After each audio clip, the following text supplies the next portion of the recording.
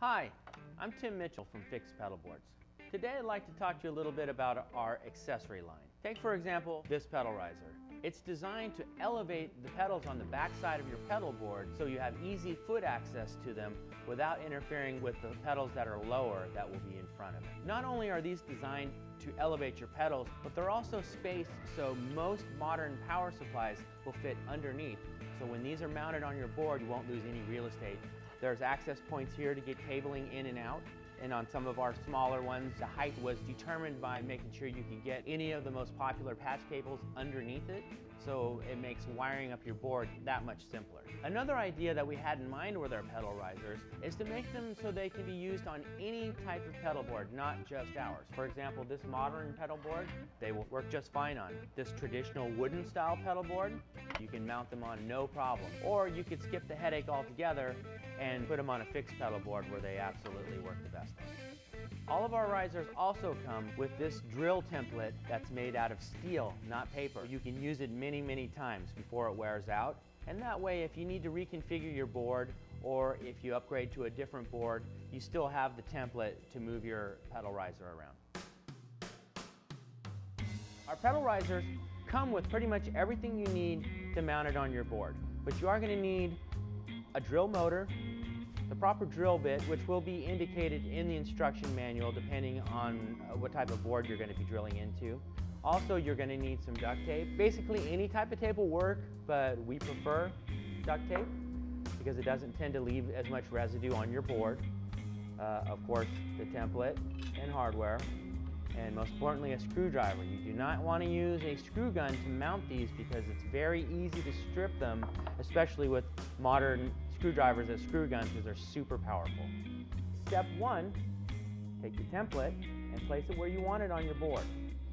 And take a piece of duct tape, put it on just like so. You don't have to completely cover it, but just enough to keep it snug because you don't want it to spin when you're marking your board for the holes that you have to drill. What's really important is when you're marking it, do not drill all the way through the template.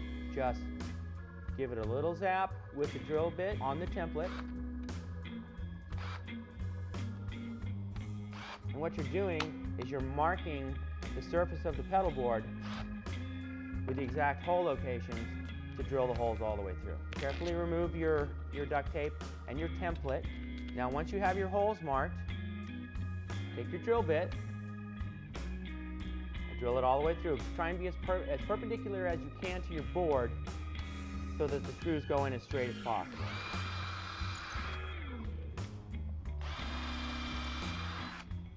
If you don't know how to use a drill motor, don't try and do it based on what you're watching in the video. Get some help because there are some safety factors involved with using any kind of power equipment. Clean off your board surface. Next, take your riser that you're mounting and set it over the freshly drilled holes. They should line up perfectly if you use the template correctly. Then take your hardware. For this board, it's a wood board, so I'm using the wood screws that are included with the kit, and start them in the hole just by hand.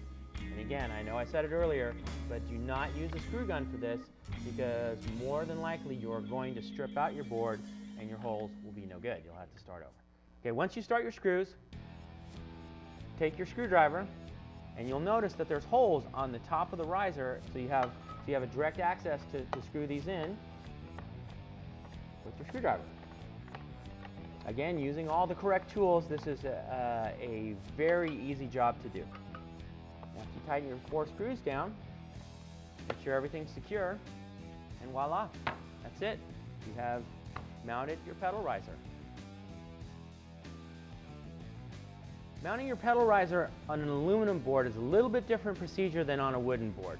For starters, if you're using a fixed pedal board like this one, you're going to want to take the cable tray or rail off the bottom of it. Which anyone who has one of our boards knows that's just the turning of 4 screws, and away we go.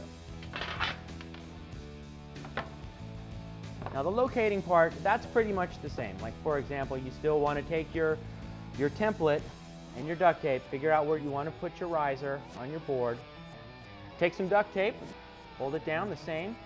Again, you don't have to cover it on there, but you do want enough on there that it won't try and spin as you're marking your board. And also too, be very careful that when you're putting your duct tape on, that you don't rotate your template at all, because that will create a crooked riser when you're done. Again, do not drill through, just take your drill bit and mark the board.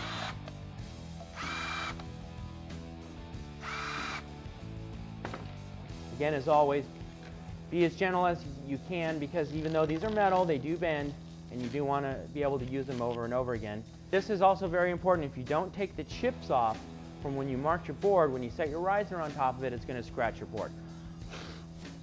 Next, we need to finish drilling the holes through the surface of your pedal board.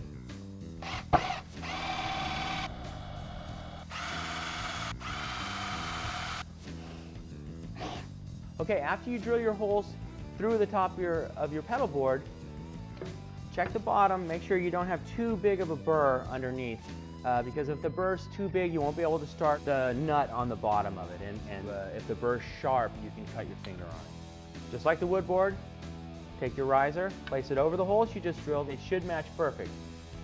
Now, mounting the riser, once you have the holes drilled, is pretty much the same as on the wood board, with the exception is you have instead of just a screw, you have a screw and a nut. You don't have to start the screw, you just put the screw through the hole on the riser and the hole on the bottom of the board. Flip the board carefully so the screw doesn't fall out. I like to put my hand on it to hold it, and then start the nuts to the screw on the bottom. Once you get all of the screws through the riser and into the board, and the nuts started on the back of it, then all you have to do is tighten it up. You'll notice on the top of the riser, there's 4 holes, just like on the last riser we put in. For the screwdriver to go through the hole, take a 3/8 end wrench, tighten it, and bing, bang, boom, there you go. Your riser is mounted.